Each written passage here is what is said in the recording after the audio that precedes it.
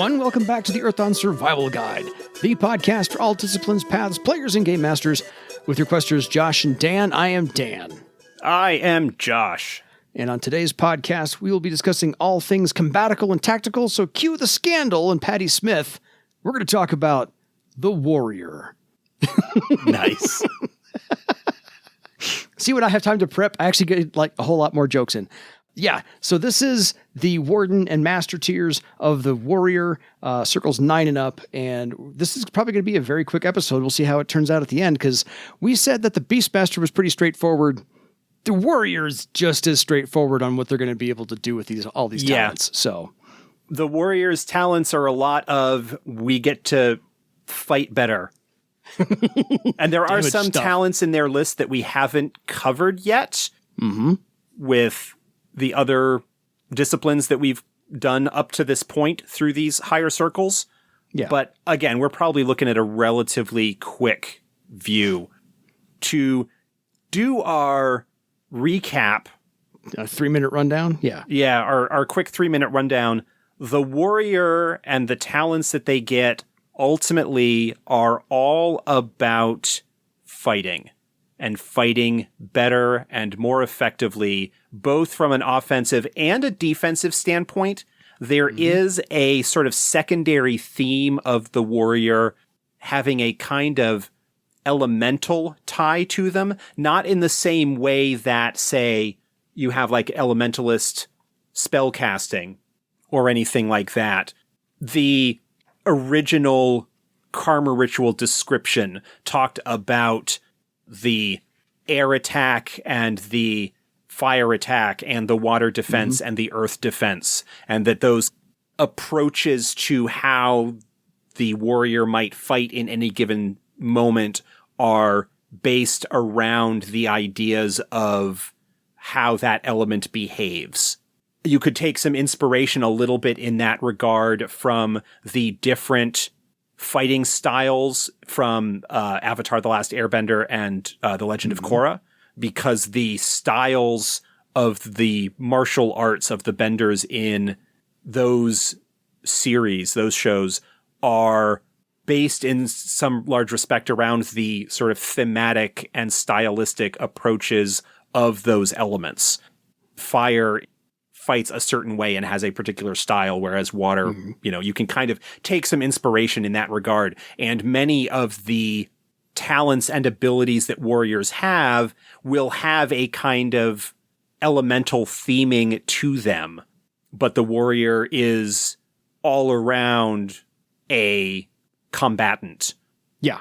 Individual warriors might focus a little bit more on one particular style, quote unquote, than another, but warriors, generally speaking, especially as they get up into higher circles, are probably going to be good at all of them. Warriors don't tend to get much in the way of social abilities. They get etiquette, so that they kind of know how to behave in terms of being in social situations or the etiquette of a combat unit or military force or something like that. They get leadership and other type of troop commanding abilities, tactics as well.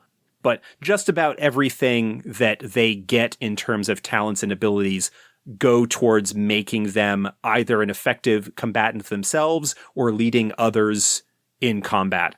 Yeah, hitting better, doing more damage, not a whole lot of deviation from that. Right, but also not being the hyper-aggressive smash as fast and hard as possible, because that's more of the Sky Raider's purview. The Sky Raider is the one that almost kind of leans more into offense at the expense of defense, whereas the warrior and the typical approach of the warrior is more well-balanced. Yeah, defense is good and strong as well, but also a little bit perhaps of a sort of Sun Tzu art of war approach that sometimes the best way to win the fight is to have things where you don't actually need to fight at all. Yeah, defeat them before we actually draw swords. Right.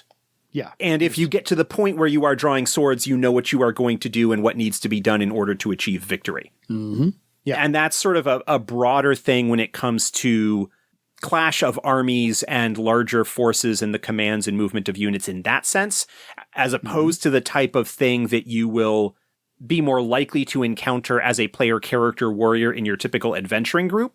Yeah. But you might want to look at the warrior, especially as you get into higher circles, as being the force commander, the combat leader of your adventuring company, and understanding the capabilities of what your companions are able to do and setting up tactics and approaches to leverage those to the group's best advantage. Yeah. I remember reading Shannon Lee's book. She's the daughter of Bruce Lee, and she was taking his martial arts and making that into a philosophy, because Bruce Lee did study philosophy. And she was describing this MMA fight she was going to watch. And the one fighter said, I'm going to do this, and I'm going to do this, and I'm going to do this. And she said, he's going to lose. And he lost because he went in with one plan, and as soon as he got hit, that plan became worthless because he already announced everything he was going to do. And so the other guy who could adapt his plan won the fight. So this is what the warrior is going to do. Yeah, no plan survives contact with the enemy. In my gaming circles from back in my younger days, that got adapted to no plan survives contact with the player characters. In the typical standpoint of the group will spend half an hour to 40 minutes planning their approach in advance if they know they're going to be getting into a fight. And then within the first round or so, deliberately or not, the plan will go out the window. Yes. Well, it goes along with Mike Tyson's to condense your phrase down to what Mike Tyson said. Everybody has a plan until they get punched in the mouth. And then there's no more plan. So the warrior you need to make based upon the talents listed on the first 8 circles and what we're going to discuss right now makes you more flexible to any plan. So let's get into it. At 9th circle, everybody gets a special, wonderful thing to do, and the warriors are no different. They get this thing called battlefield awareness. And so when they are performing their battle rites, which is their 5th circle talent, or 5th circle ability, the ninth circle warrior now can take 2 blood magic damage to prevent being blindsided or harried or surprised for a whole day, and the damage may be healed after the effect ends. Yeah, this is a nice ability. Yeah. To prevent being blindsided or surprised are both really, really awesome. The harried, it only negates the first instance of being harried, so it's still possible to get overwhelmed by multiple harried penalties being put upon you. I would handle this as saying that if you are harried because you have 4 or more combatants attacking you, that even though there are multiple combatants, that only counts as one instance of being harried. Yeah.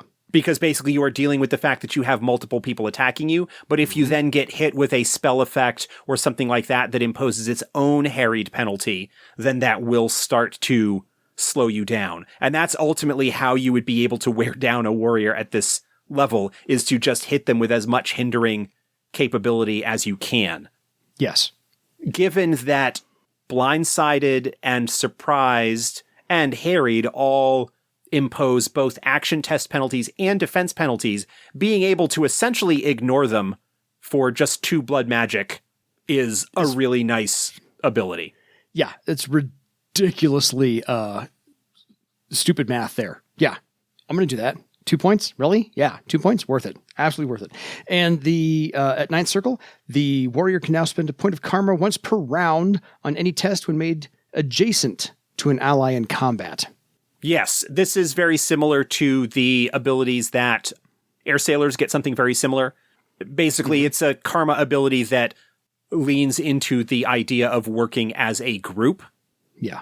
Because a good military force will have unit cohesion and working together. I mean, you talk about the classic phalanx or the Roman shield walls or things like that, where the group is stronger when they are in formation and working together.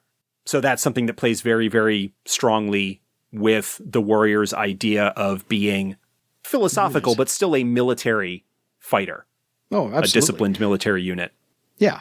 And to go along with the damage may be healed from the battlefield awareness, the discipline talent they get at Ninth Circle, Relentless Recovery. Yeah, this is one that has popped up multiple times already. This essentially provides a bonus to the warrior's toughness when they are making a normal recovery test. So outside of abilities that are sort of recovery abilities like, say, Fire Blood, this is just, okay, we're out of combat, we're just resting. It's toughness plus rank to make a recovery test. At 10th Circle, the warrior now gets a +2 from their original number to their Mystic Defense. They also get a +1 to their base initiative step, so that actually goes up as well. And discipline talent at 10th Circle is Unflinching Fortitude. Still a great name. Unflinching Fortitude, this is the straight bonus to wound threshold. Oh, yeah. 10th Circle, that's the fantastic one. Love that one. Okay, 11th Circle. The warrior gets a +1 finally to their social defense because they wait until 11th Circle to get a bonus to their social defense. Their karma now is they can spend a point of karma on an attack test made against an opponent that has attacked the adept since the start of the previous round. So if you're already in that tete-a-tete with somebody who's attacking you, now you can spend a point of karma on an attack test made against them. Right. And so this would be in addition to the karma that you could spend on it being a talent, because you typically will be hitting them back with a talent or attacking them with a talent.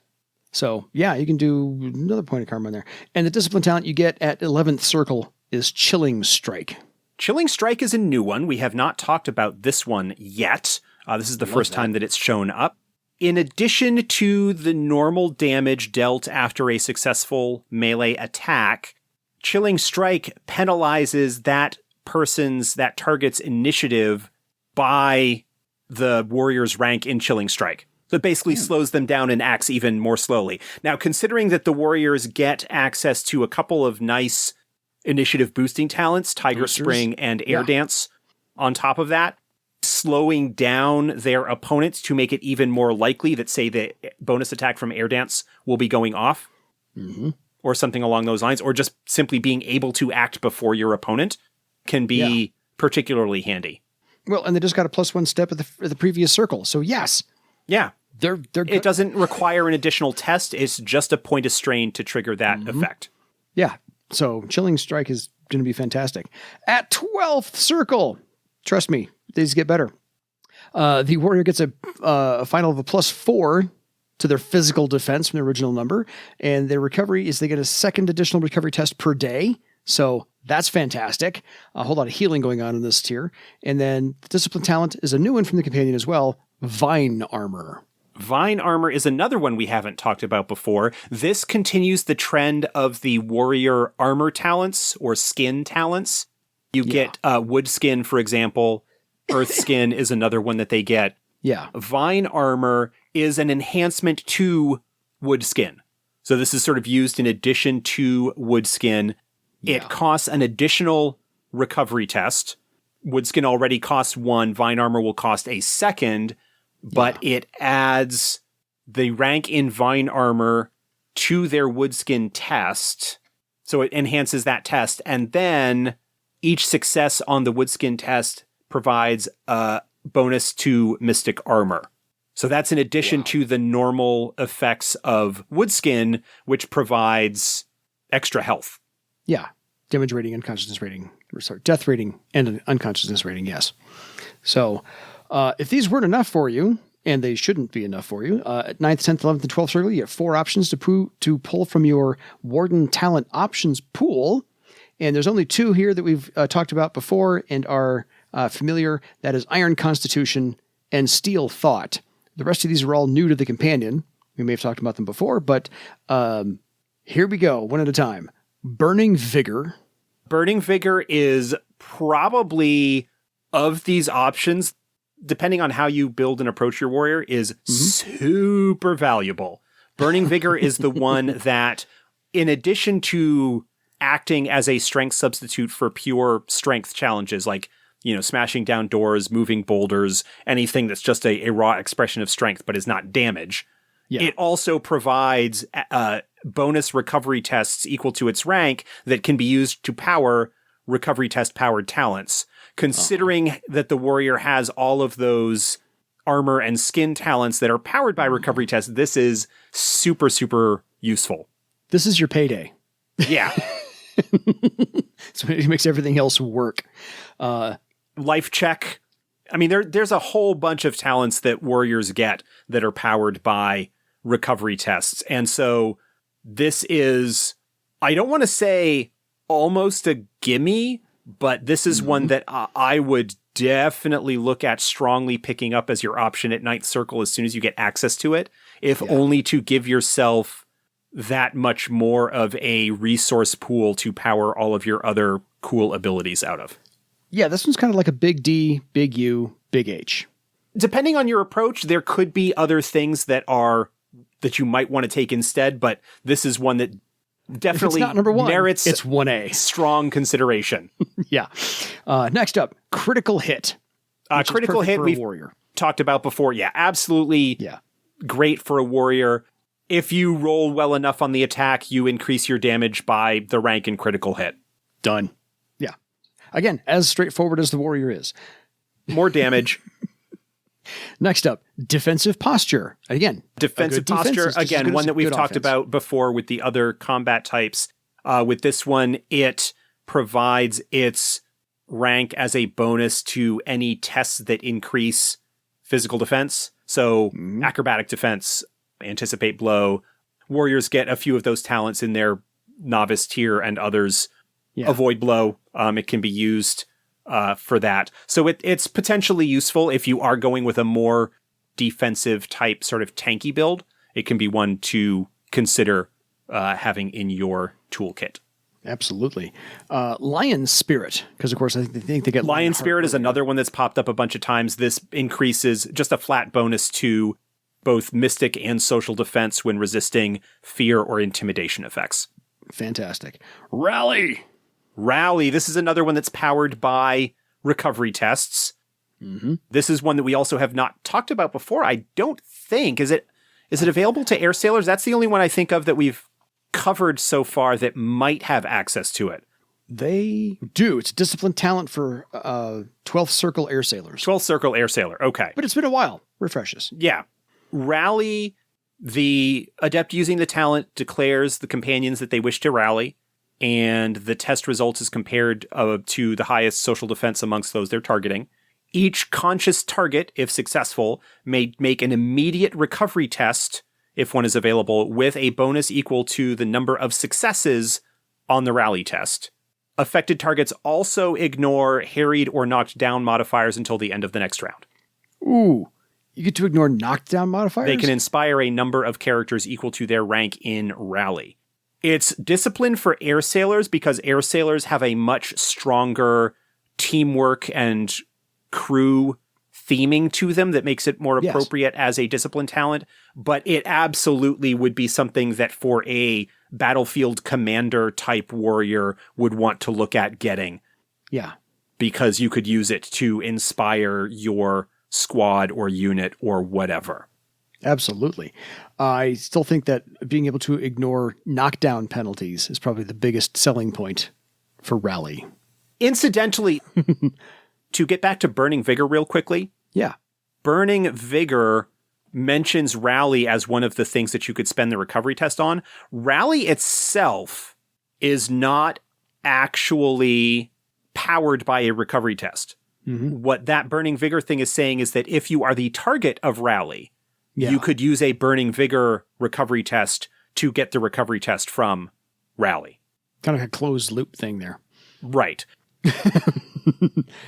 Warriors working with other warriors, if they're high enough to get that, can use those bonus recovery tests to power the boost that they would get from rally. I'm pretty sure that's how that interaction works based on the way things are written. Fair. Yeah. If that's clear as mud, email us. We'll figure it out then. Resist pain. Always. Resist pain is super popular, straightforward. Its rank provides a reduction in the penalty that you receive from wounds. Yeah, which is awesome. So that's the other. If you don't take Burning Vigor at 1, you take it at 1A. Maybe Resist Pain is 1 or 1B. Take your pick. Yeah, Resist Pain is one of those talents that's just super duper useful, particularly for someone who is potentially going to be suffering from a lot of damage. Now, Yep. given unflinching fortitude and the possible additional bonuses and stuff that you could get to your wound threshold as a warrior, and the damage resistances and so forth, you might not actually need resist pain. You might not be suffering from wounds often enough to make it worthwhile. Fair. If there are other choices that would work better based on your group makeup and your approach to things. But it's still a super useful talent, broadly speaking. No lie at all. Because, incidentally, resist pain would also counteract the penalties, like from the pain spell, for example. Oh, yeah. From Nethermancers. It would counteract that. Even though those aren't dealing wounds because they overcame your wound threshold, it's a magical effect that is effectively causing you wounds, but resist pain would still counteract those penalties there. Absolutely. So good luck on the dice there. Storm Shield. Storm Shield is a new one. We have not talked about this one yet in any of the previous ones. Yeah. Storm Shield works pretty well for warriors that are going sword and board, fighting with one weapon and a shield. They basically charge their shield with electrical energy. It adds their rank in Storm Shield as a bonus to any shield bash test made. And when a close combat attacker misses the adept as a result of using a void blow, the attacker actually gets shocked by the shield and suffers damage equal to the rank in Storm Shield without it being reduced by armor at all. I so want to see this in a movie. The idea is that by using a void blow, the warrior is interposing their shield as a sort of parry or block, and that, if successful, then it hits the shield instead and deals electrical damage back. Yeah. I still want to see this in a movie. I want the Earth Dawn movie to be made, and I want to see this. You and me both, brother. Somebody get on it, Hollywood. Anyway, and the last of your 4 options out of the talent options for the Warden tier, because again, you only get 4 of these. 4. That's it. 4. Choose wisely. Vital Strike. Vital Strike, this is something that's available to other combat disciplines, typically in the Master tier, as opposed to Warden tier. This is another one that's powered by recovery tests. You spend a recovery test and you get an additional damage test that is made that counts as a separate damage test, so could conceivably cause a secondary wound equal to the roll of Vital Strike. Nice. Just chef's kiss. Okay, on to 13th Circle. And again, everybody gets a wonderful little ability that they can do. 13th Circle, just like they did 9th and 5th. This is the Elemental Warrior.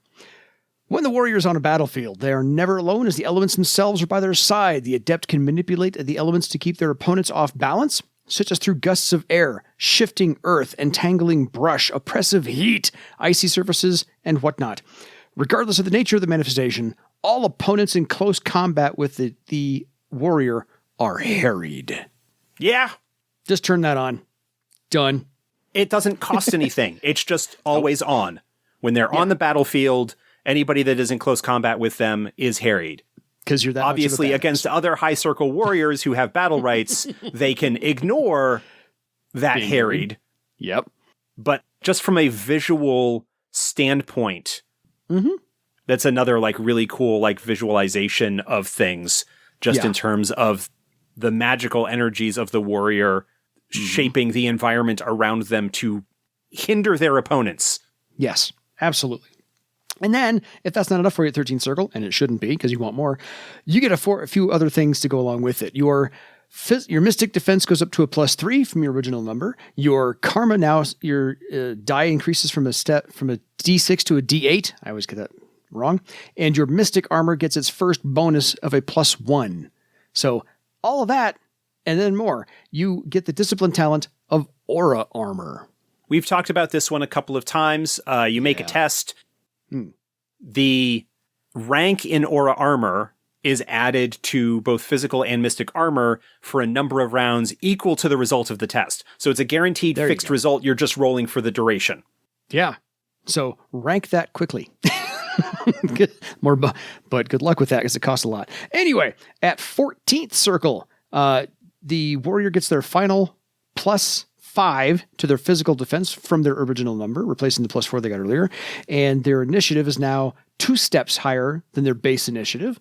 And the discipline talent they get at 14th circle is Stone Skin, adding to the whole litany of skin cosmetics that they've had before. Stone Skin, again, is a talent that is powered by recovery tests.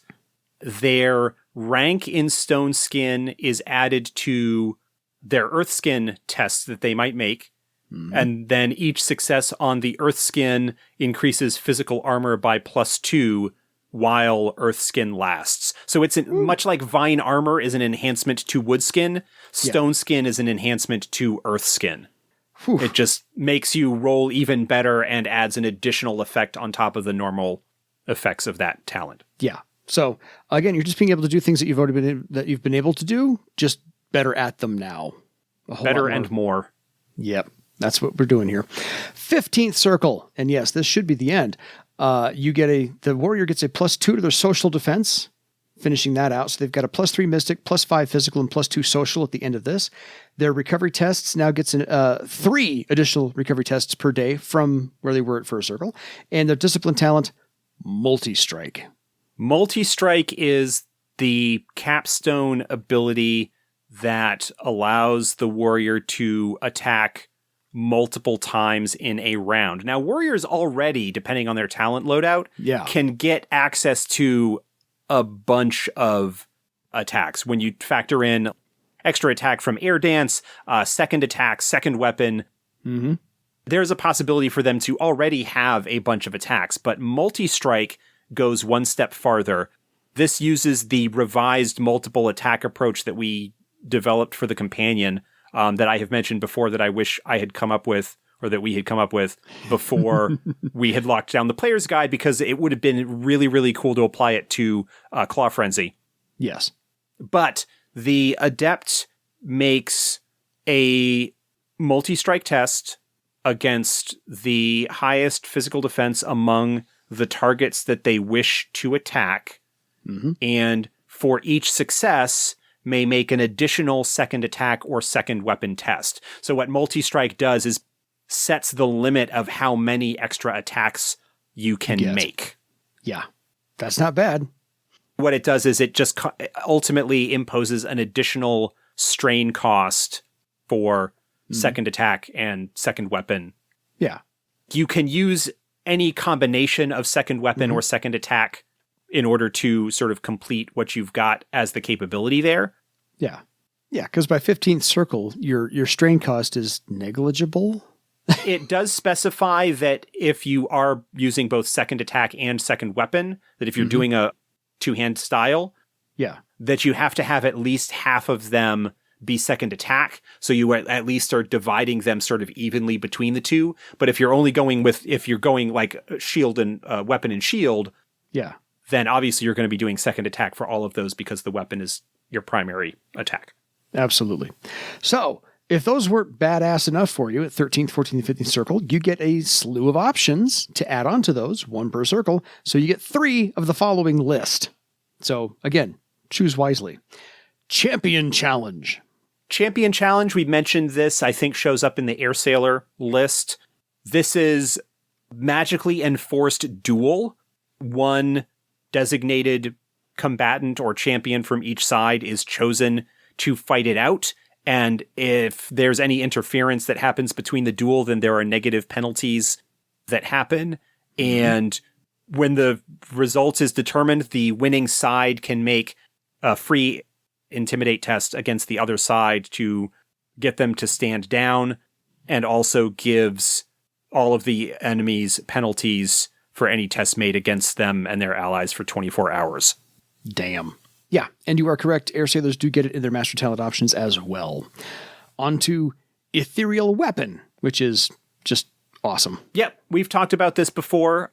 This is the talent that allows their weapon or unarmed attacks, imbue them with astral energy. They make the test against the target's mystic defense. If successful, then damage tests using the weapon go against mystic armor instead of physical. And each additional success provides bonus damage to weapons against that target.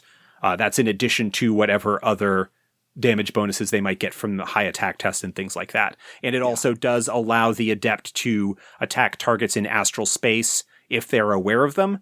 The warrior doesn't have the flexibility in terms of the sensing that the archer or weaponsmith or wizard might get in that regard. But still, the ability to target mystic defense and boost your damage against regular opponents is a pretty nice option. No kidding. And this is also one that the Air Sailor gets. Fluid movement.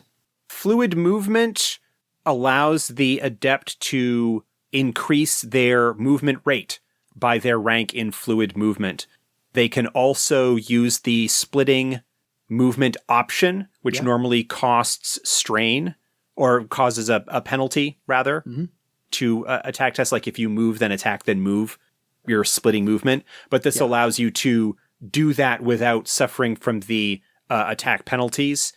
And each opponent that you attack while under the effects of fluid movement just causes a point of strain. Fair. And this is, of course, the one everybody gets. Second chance, which, go buy new dice if you'd rather. Totally. Talked about before. And then Soul Aegis. Soul Aegis is one that has popped up before. A number of times, because it's fantastic. It provides bonuses to Mystic and Social Defense, which the Warriors don't get a lot of options for enhancing those.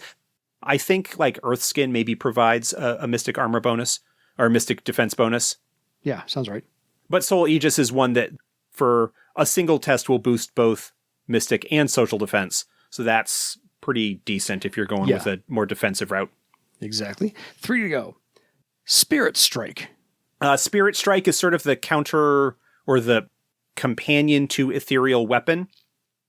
Spirit Strike allows the adept to attack through astral space, where Ethereal Weapon sort of is a damage enhancer or targets, like changes the armor reduction type of the attack. Spirit Strike is the actual attack itself, and so is targeting mystic defense instead of physical defense when you are attacking somebody with a weapon.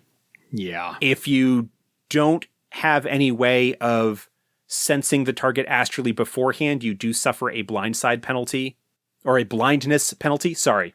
Want to make sure I got that right, because blindside can be counteracted by the warrior's abilities earlier. Blindness penalties do not. So this one, I would be more inclined to go with Ethereal Weapon than I would Spirit Strike, only because Ethereal Weapon doesn't have a penalty associated with it that Spirit Strike does, where the warrior doesn't really have any way built in to sense their target astrally. You could always go with the like the Astral Sensitive Eye Blood Charm, or there are other abilities or stuff that you could pick up that, or if you've got a second discipline that gives you astral sensing abilities, then it might be worth looking at Spirit Strike. But I think given the warriors only looking at their talent options, Ethereal Weapon, I think, is a better choice than Spirit Strike, whereas with most other disciplines that we've talked about that have access to both, they're roughly equal in terms of their utility.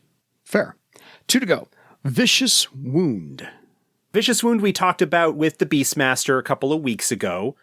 This is a test that reduces the target's wound threshold, and then the adept can conceivably deal multiple wounds on the attack up to a number based on the number of successes on their Vicious Wound test. So it's nasty. Yeah, that is. And Beastmasters get it at 14th Circle as a discipline talent, so the warrior might be able to pick it up at 13th if they're so inclined to do so, one circle earlier, just so you know. And since the Air Sailor and Beastmaster get Vital Strike and Vital Ward as their master talent options, the warrior got Vital Strike as their Warden talent option. Now we're on to Vital Ward as their master talent option. Another talent powered by recovery tests. This one adds to any active defenses that are attempted by the warrior in the course of deciding to use it. Fair.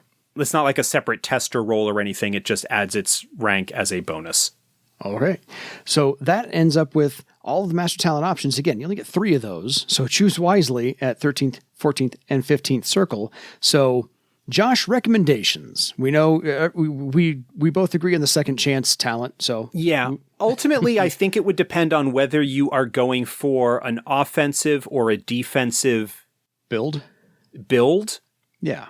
If you're going offensive, then I would probably go with Ethereal Weapon, Fluid Movement, and Vicious Wound, because the Ethereal Weapon allows you to target Mystic Defense. Fluid Movement allows you to move around the battlefield even more effectively, attacking multiple opponents. And Vicious Wound is just really, really nice in terms of putting people down.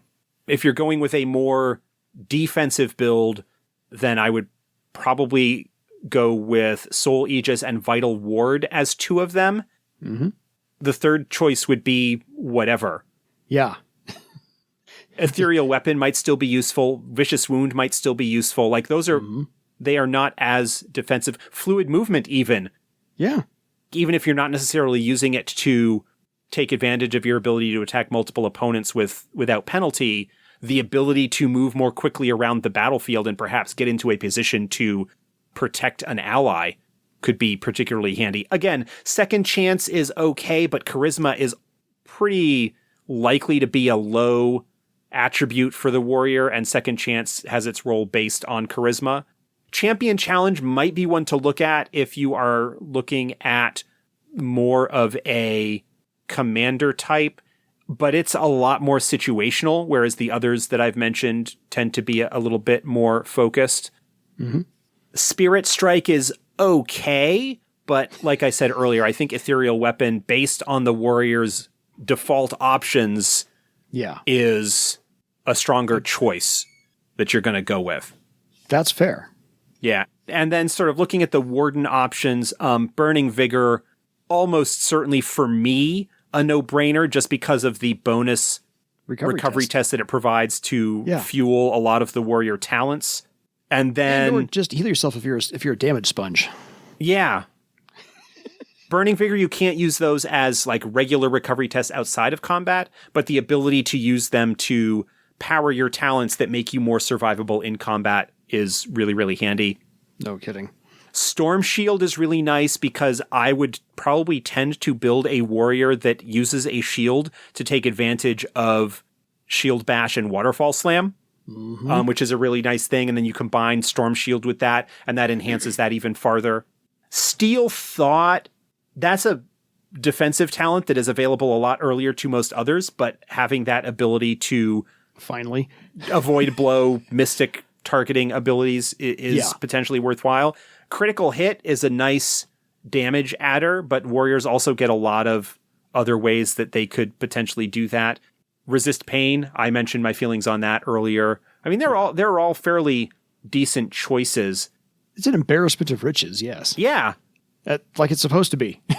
I think personally, for me, there are weaker choices for some talents than others, but all of them are across the board going to probably be helpful. And one of the things is that it's a fantasy role-playing game. Combat is going to show up a lot more often than other stuff. And so you are going to have more opportunity to use these things because they're useful in combat. And combat just happens.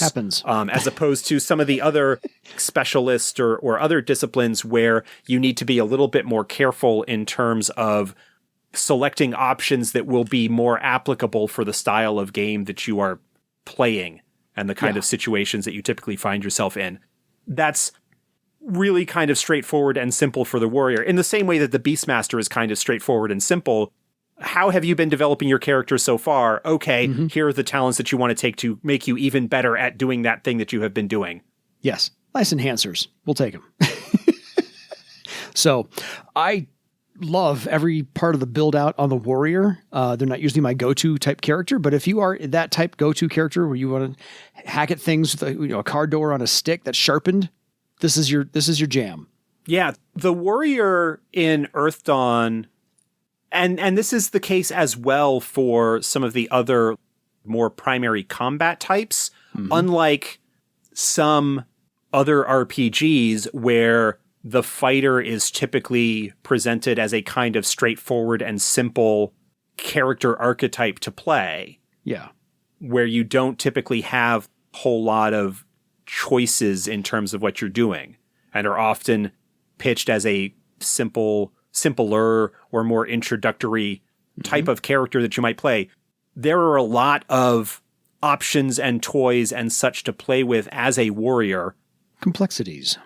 Admittedly, they all sort of revolve around combat, and so outside of combat, you might not have as much that you're going to be doing, but when it gets into combat, if you really like that kind of mini game and choices of what you're going to do from round to round based on the developing situation and kind of approaching it from that, the warrior can be a lot of fun. And that is, to a certain extent, the case with all of the combat disciplines. Yes. I think, in some regard. It's just the warrior has a really nice, well-rounded selection of both attack and defense options to adapt to whatever the developing situation on the battlefield is. Yeah. And then you take this, and if that sort of thing is really up your alley, then play it to Scrying Warrior and look at the Tail Dancer. Yes. And the enhanced combat tools that you can bring in with that path. If you really want to go that route, go back and listen to the Tail Dancer episode for more on that. Yes. We're not that we're telling you to go back and listen to all the episodes, but you should anyway, just to refresh yourself on all of these things. But until next time, folks, if you have any questions about how to build your warrior, send us the questions. We'll take them. EDSGpodcast@gmail.com. We'll help you build how you want to get built for any of the disciplines we've talked about so far and any upcoming, because we'll do that as well. So until next time, it is time for you to cue the Mortal Kombat theme for your legend. Good night, everybody.